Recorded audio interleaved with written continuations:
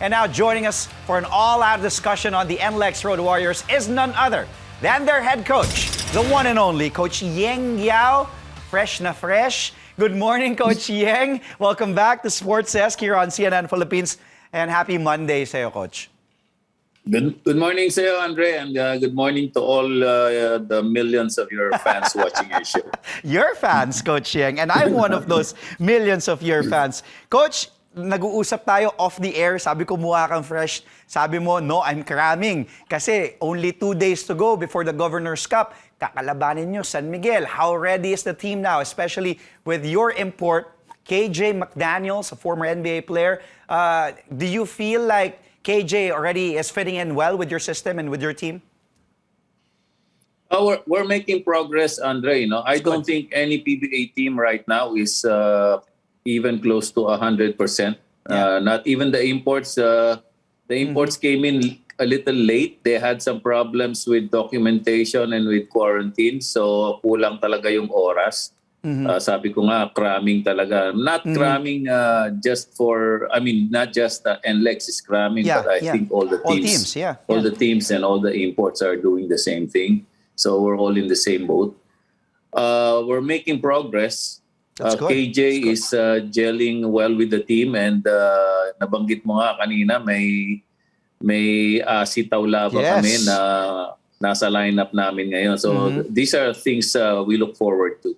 Yeah, we'll get to Asi more in just a bit na you've activated. But Coach, sabi mo nga, all the teams I think in the same boat because the imports, because of the quarantines and everything, nagsisidatingan mga last week lang or 2 weeks ago. NLEX finished 7th in the Philippine Cup earlier this year, Coach. 5-6 win-loss record nyo. Obviously, not the most ideal finish for the team. I know you always, kumaga, want to do better. And I personally thought NLEX could have done better in that conference. Ikaw, Coach Yeng, ano sa tingin mo? What did you think the team lacked during that run sa Philippine Cup? And naiisip mo ba na you've been able to make adjustments in the run-up to the Governors Cup? Kumbaga, naayos mo yung mga konting tweaks na kailangan to improve your performance based on last conference? Tama ka, Andre. For one thing, we lost Kiefer, and Kiefer is just really a huge part of our game, being also a leader for the team. So sa point guard position, we acquired si Chris Rosales from the free agency. We're hoping that, of course, we cannot fill the hole left by Kiefer that easily, and I don't think anybody or any one person can fill it up. But we're hoping that Chris Rosales is able to at least in some way be able to help out Kevin Alas in the point guard chores. And malaking bagay nung nawala si Kiefer sa amin. Sobrang laki. Number two is we're a smaller team. When we lost Poy Eram a few seasons ago, we became a really small team. So what we did was to bring in Marion Magat back, and also Asi, dahil nga injured pa yung dalawang big men namin. So we're trying to get bigger. We're trying to acquire some size. That's the reason we acquired Marion Magat.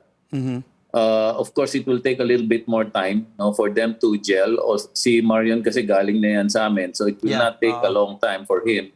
And Chris is a very intelligent player.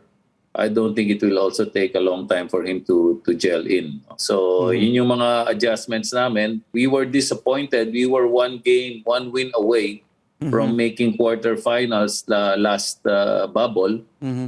From making semifinals pala, nasa quarterfinals kami against Meralco. We were able to bring them to a do-or-die game. Pero lumilitaw talaga yung mga kakulangan namin. So we try to fill it up also with the acquisition of a very dominant, impressive import in KJ McDaniel. Let's talk more about your import. 6'6", 205 pounds, 28 years old. Talagang condition pa tong import na to si KJ McDaniels, former NBA player, also former ACC Defensive Player of the Year in 2014, has played in the PBA. Last we saw him here, TNT, 2019 Governors Cup. Umabot pa nga sila all the way to the semis.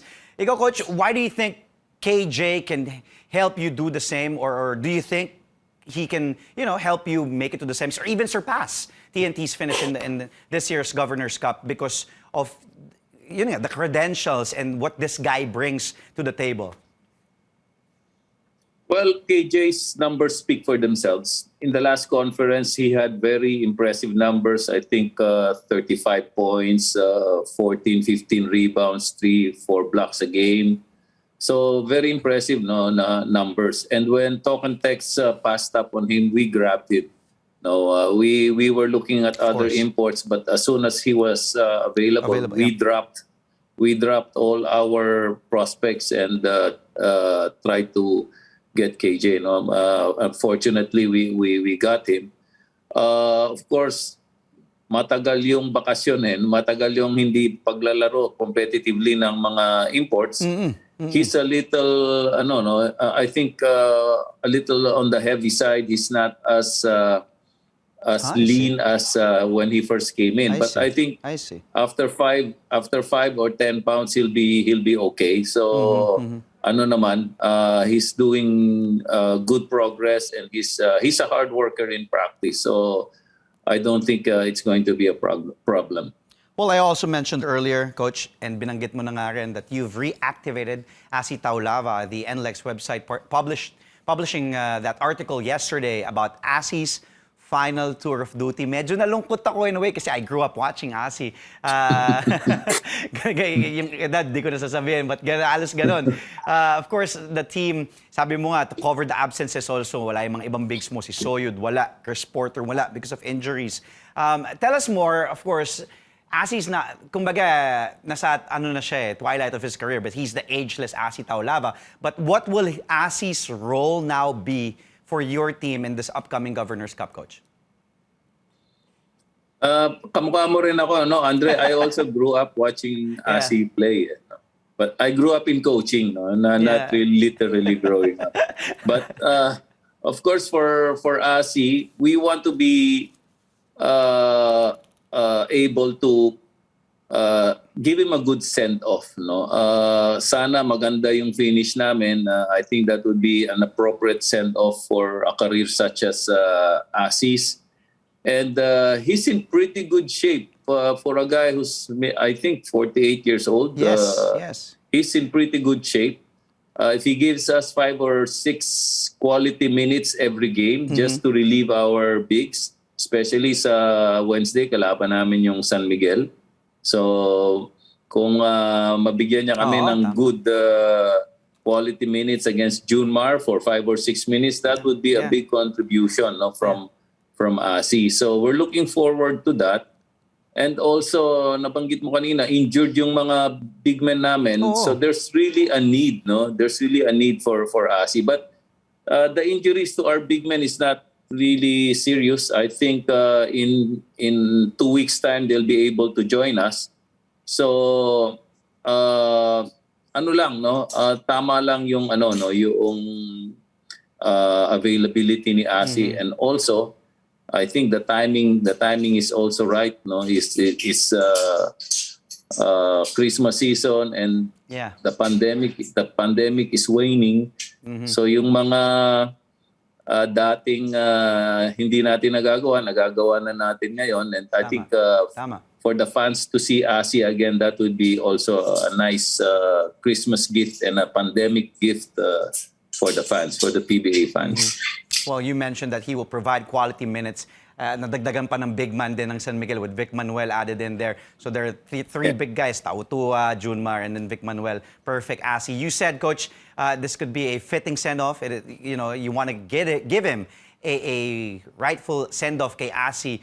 Pero Coach, nag-usap na ba kayo? Sinabi na ba talaga ni Asi that he really has plans to retire after this? Or is he considering entering free agency or still prolonging his career? And malay natin baka if there's one player, kung may isang player na tatagal hanggang 50, tingin ko si Asi Taulava yan.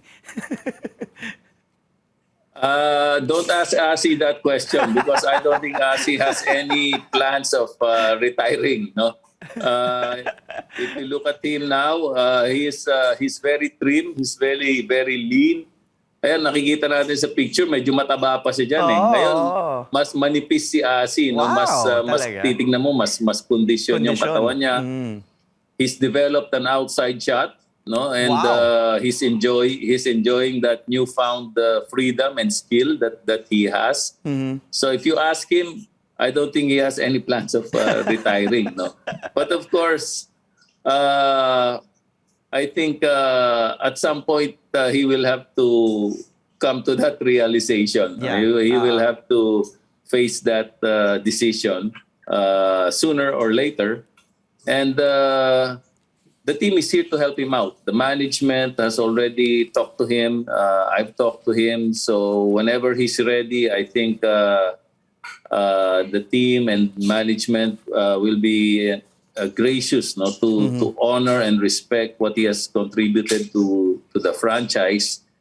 And may ano na, no? Meron ng plano for Asi actually. Yung nga Nasa sa kanya na lang yan talaga. Yung nga tatanong ko sana, Coach, before tayo mag-go to a quick commercial break, may plano ka bang gawin siyang ilagay sa coaching staff mo? Like when he retires, this is his final conference, isama mo siya sa coaching staff mo pag retire na ni Asi Taulava? Yes, that is a standing offer to him. Oh, wow, And nice. also for NLEX, he is the ambassador of goodwill, no, of the franchise.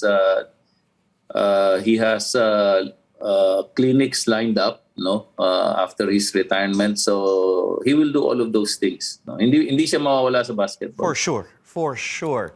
Well, Coach, stay where you are. We were talking about it. A tough first assignment will await Coach Yeng Guiao and the NLEX Road Warriors in the PBA Governors Cup. After the break, Coach Yeng will talk about their first opponent, the new-look San Miguel Beermen. We still have with us this Monday, NLEX Road Warriors head coach, the one and only Yeng Guiao. Like what I said earlier, fresh na fresh on a Monday. Look at that smile from Coach Yeng. Coach, there's an article online posted sa spin.ph claiming that Maurice Shaw, whom you acquired from Blackwater Bossing earlier this year, hasn't been allowed to practice with the team. He isn't even allowed to work out in your facilities. Coach, tutal nandiyan ka na. Let's go straight to the source. Any truth to these claims, Coach? No, it's not true. No. Okay. Number one, Maurice Shaw has been in the States for the most part during the past few weeks or few months actually. No?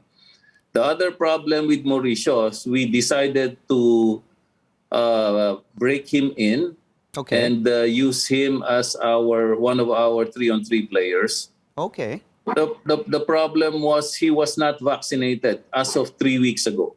Okay, so he was not vaccinated as of 3 weeks ago. So nung bumalik siya ng Pilipinas, doon lang siya nagpa-vaccinated. Sayang, nung nasa States siya, mas madali at magpa-vaccine doon. Hindi siya nagpa-vaccine.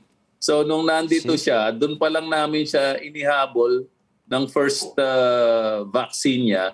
But of course, you have to be fully vaccinated. Yes. So we had to wait another 3 weeks for him to be vaccinated the second time, and that was really the only time he could be allowed to practice and to play, no? So medyo hindi accurate yung information from the from the article. Number two, Mauricio, since he's not in our lineup, is a unrestricted free agent. So he can go anytime. No, we are not holding him back. If there is any team that is interested in him, they don't even have to talk to us. They can just pick grab him up. From the unrestricted free agency. So nobody's holding back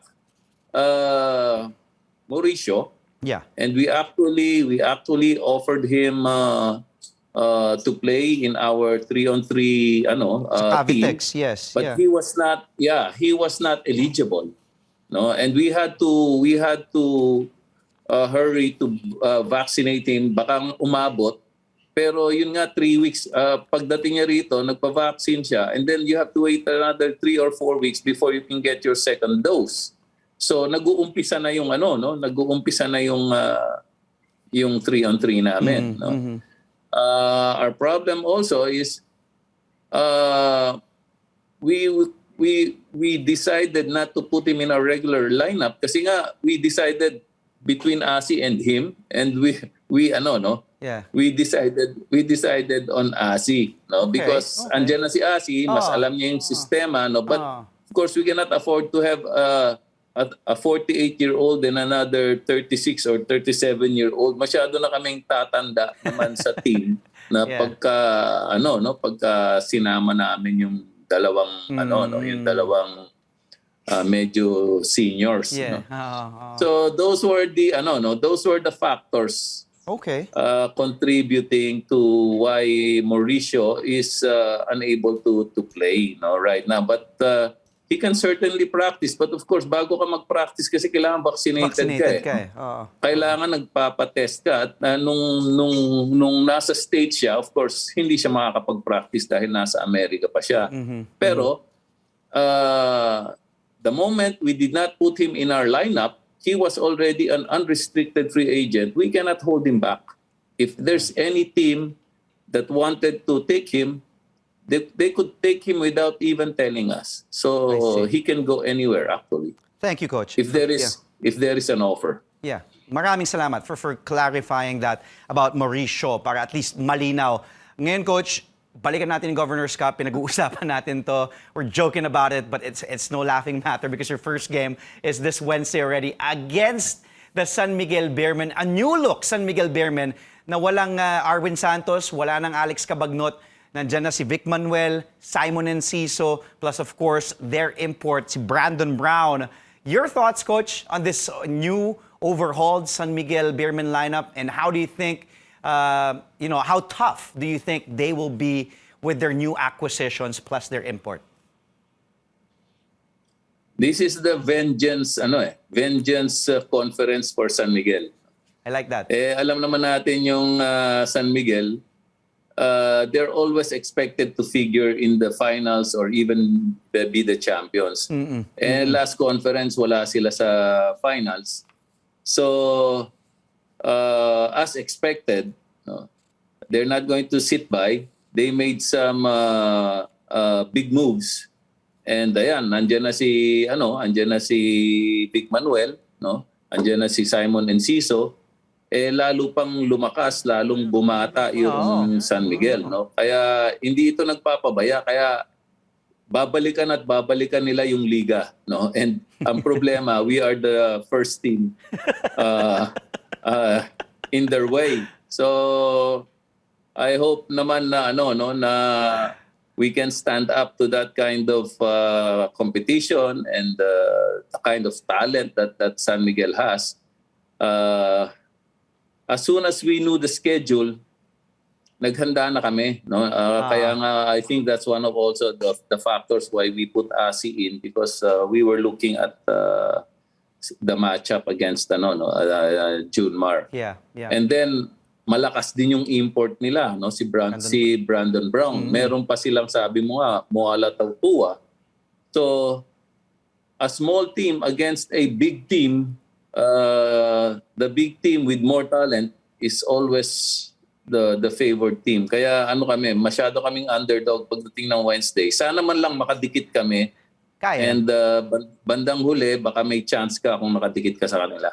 Well, kayang-kaya yan. If there's one coach, kung meron talaga, totoo, Coach, who can do that, ikaw yon. Alam ng Pilipinas yan. Yeng Guiao ang lalaban dyan. Coach Yeng, maraming salamat for starting your week with us. Mabuhay ka. We'll talk to you again soon. Good luck, Coach, sa Governors Cup. Ingat, Coach. Thank you. Thank you, Andre. Thank you. Again, we just spoke to NLEX Road Warriors head coach, the one and only Yeng Guiao.